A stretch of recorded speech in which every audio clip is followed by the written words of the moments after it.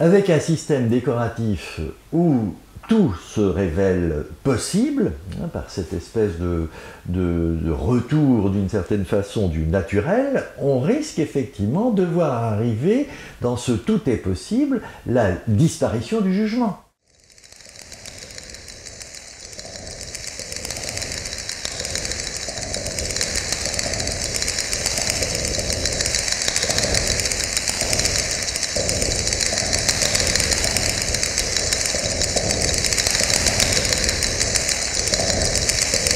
Puisque justement tout est acceptable de ce qu'on peut produire, eh ben, il n'y a plus de jugement.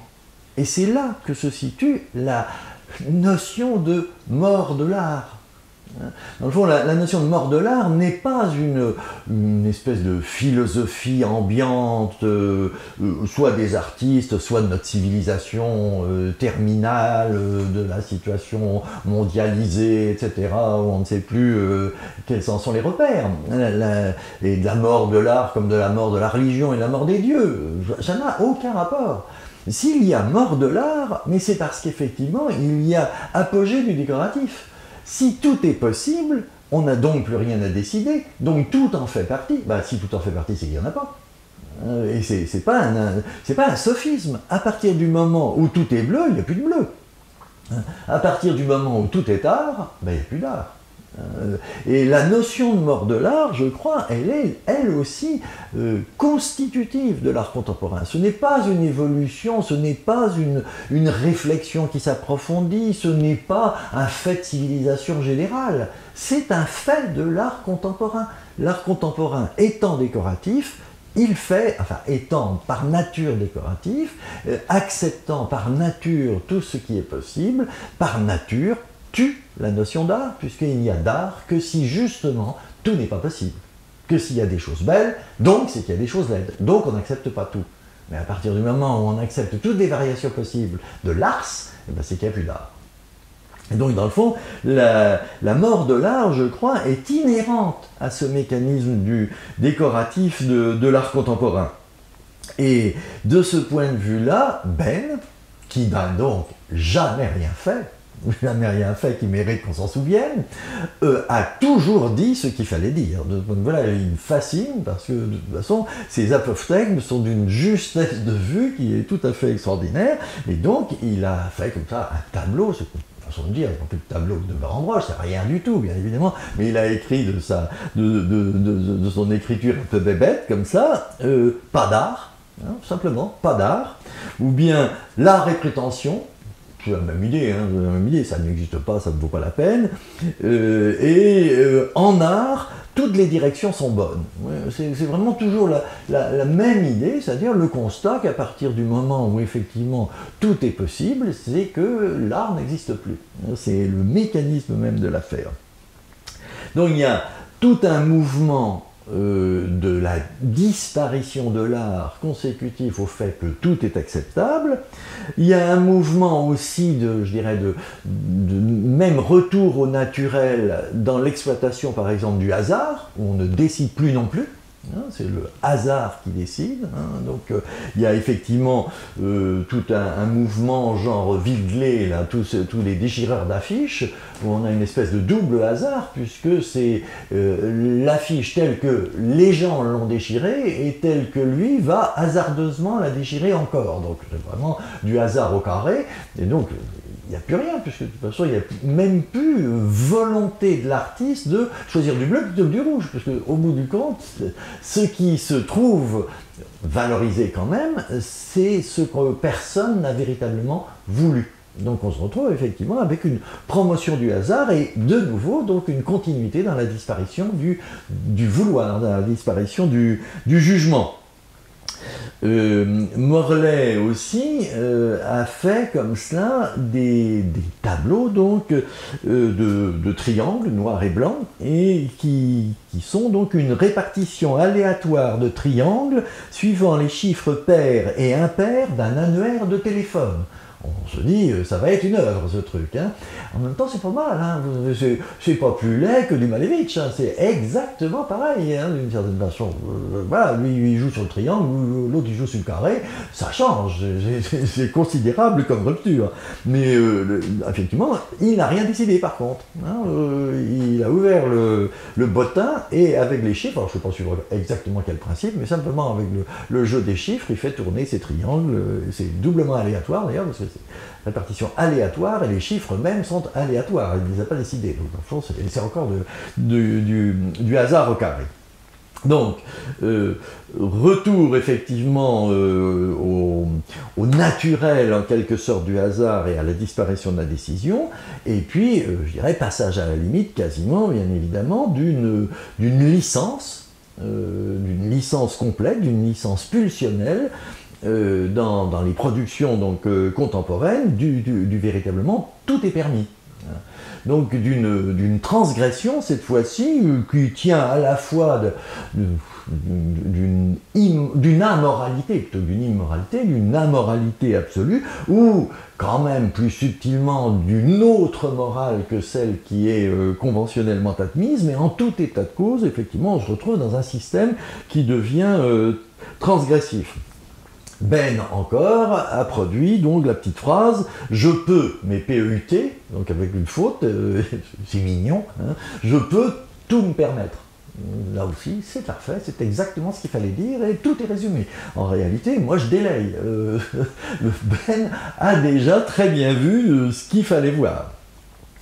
Mais évidemment, de façon plus transgressive que le simple constat de Ben, on se retrouve par exemple avec la célébrissime Merde d'artiste de Manzoni, où on se retrouve avec cette boîte de conserve qui censément, tout le monde rêve d'ouvrir la boîte pour savoir ce qu'il y a dedans, si vraiment il y a ce qu'il faut en train de macérer depuis 1961. Je ne sais pas s'il y a quelqu'un qui a osé ouvrir cette boîte de conserve, parce que bon, il y a eu un bon tas, je ne sais pas combien, mais un bon tas de boîtes de conserve de sa merde d'artiste. Gassiorowski a fait aussi, alors là aussi, allongez-vous, puisque c'est évidemment de la psychanalyse de bazar, mais a fait une espèce de portrait qui s'appelle Le Père, et qui est des espèces de traces, exactement comme celles qu'on voit dans les toilettes douteuses, de traces faites comme ça, donc avec son caca. Hein, et effectivement, s'il voit son papa fait de cette façon-là, c'est sûr que c'est grave. Cher monsieur, vous devriez tout de suite aller voir papa Freud aussi pour arranger les affaires. Donc, jouer effectivement avec les traces de ce genre, dans le genre plus imagé, mais vraiment pas beaucoup plus élaboré non plus. Gilbert et Georges ont fait le même genre de représentation, de toute façon, dans la merde, pisse-nous dessus, burger fête, shit face, enfin bon, n'importe quoi. C'est typique de leur petit jeu très complaisant, bien évidemment. Où ils se font pas, effectivement, ils sont dans la transgression extraordinaire, alors que c'est un peu de la potacherie. Pour moi, largement aussi, toute cette transgression de l'art contemporain, c'est des idées d'adolescents potaches, et ils mériteraient plutôt une paire de gifles qu'autre chose. Mais enfin bon, chacun s'amuse comme il peut. Il y a un gars qui s'appelle Nebreda, que je plains, puisqu'il a un autoportrait, précisément, sous la merde. Donc, on a l'impression que vraiment, il se l'est renversé dessus. Pas particulièrement ragoûtant à contempler. Bon, et ben voilà, on est dans la transgression majeure hein, de la morale. Il y a des transgressions qu'on trouve aussi dans les domaines vestimentaires d'ailleurs, et qui sont à peu près aussi grotesques. Hein, dans les défilés de haute couture dans les années 90, pratiquement jusqu'à nos jours, c'est pratiquement inévitable qu'il y ait une nénette moitié à poil, ou en machin transparent, etc. Et alors tous les grands noms y sont, hein, Maurizio Galante, McQueen bien évidemment, Galliano sauf qu'il peut, Gaultier bien sûr, Westwood c'est effectivement avec en plus les images de Tom de Finlande, Dior, Givenchy, donc tout le monde a effectivement cette espèce de putasserie, il faut bien reconnaître, de nous infliger effectivement des espèces de trucs de haute couture, plus ou moins brodés, parfois bien coupés, pourquoi pas quand même, mais dont le seul bonheur pour eux, c'est de montrer une femme à poil. ce qui franchement est une révolution qui étonnera tout le monde. Ce qui est absolument fascinant, c'est de voir qu'il y a des moments où leurs, entre guillemets, robes ne sont pas mieux que ce qu'on peut trouver sur Internet quand on cherche des vêtements coquins. Donc j'ai comme ça de très jolies petites dames qui sont effectivement donc plutôt dans le genre pouf pour être clair, et qui sont après tout aussi bien habillées que quand elles sont en Givenchy. C'est bien fait pour Givenchy, bien évidemment. Donc on a tout un mouvement comme ça un peu simplet, on a évidemment quelque chose de bien plus, là aussi subtil, avec du chant, comme d'habitude lui aussi c'est comme Ben, il est bon depuis le début jusqu'au bout, puisque évidemment son incroyable truc qui s'appelle étant donné 1 le gaz d'éclairage, là 1 la chute d'eau, pardon, 2 le gaz d'éclairage, indépendamment de cette relative potacherie là aussi du nom, ce qui est amusant, c'est précisément la mise en scène de la transgression, c'est vraiment tout à fait étonnant, puisque le tableau, c'est pas un tableau, c'est pas une sculpture, c'est pas une œuvre, c'est rien du tout, enfin, puisque la scène, donc c'est une espèce de dame, parce que c'est pas vraiment une dame non plus, une espèce de mannequin mal formé, les jambes écartées, mais on peut pas absolument dire qu'on y contemple le sexe comme l'origine du monde de l'autre, voilà,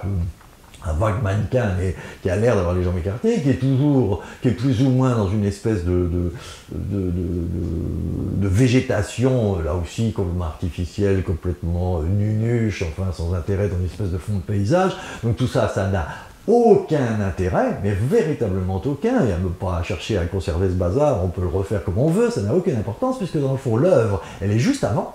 Hein, le coup de Duchamp est juste avant, puisqu'il a fait devant une vieille porte toute pourrie, mais qui a des trous, et en fin de compte, il oblige en quelque sorte, il met en scène le principe du voyeur, et il nous oblige à aller regarder littéralement par le trou de la serrure, en l'occurrence plutôt par le trou des planches, mais effectivement on est obligé d'aller regarder par les trous, et donc c'est marrant de voir, même quand on voit les images sur internet, ben, il y a effectivement l'image de la scène elle-même, qui est donc ridicule, grotesque, enfin sans intérêt, l'image de la porte, mais qui n'est pas non plus ce qu'il faut voir, et dans le fond ce qu'il faut voir, c'est les gens. Les gens qui sont là en train de chercher le trou qui leur permettra de regarder. Et dans le fond, l'œuvre, elle est là. L'œuvre, elle est dans cette production d'une transgression tout à fait étonnante, et qui est d'autant plus étonnante qu'il faut aller la chercher, la transgression, au moins dans l'état muséal où c'est maintenant, puisque c'est au fin fond du musée de Philadelphie, donc il faut monter au 4e étage, il faut aller jusqu'au fond, on a l'impression d'arriver aux ascenseurs, sinon aux toilettes, enfin on est vraiment dans le fin fond du musée, et puis c'est là qu'on trouve enfin la porte, et qu'on peut se mettre à regarder qu'est-ce qu'on voit, où est la dame. Et donc voilà, c'est une parfaite mise en scène, je trouve, du principe même de la transgression, et je trouve ça bien plus fin qu'évidemment le fait de nous montrer des tas de merde ou des femmes à poil, ce qui se fait dans n'importe quel machin porno, et pas besoin de faire de l'art contemporain pour ça, quoi. Donc c'est vraiment assez lamentable. Dans le genre stratagème transgressif aussi, on a ça justement dans le genre un peu cucu chez les Belges, dont je dirais même pas les noms tellement je trouve la chose bête, où on a effectivement des espèces de slips qui sont en images, et donc il y a une grosse caquette sur le slip, ou bien on voit les fesses, mais c'est pas les fesses du gars, là l'air, c'est rigolo, c'est un slip normal. Donc là aussi c'est des gags gentils, mais qu'ils osent faire passer ça pour de la création, je trouve qu'ils sont quand même un tout petit peu limites, c'est le cas de le dire.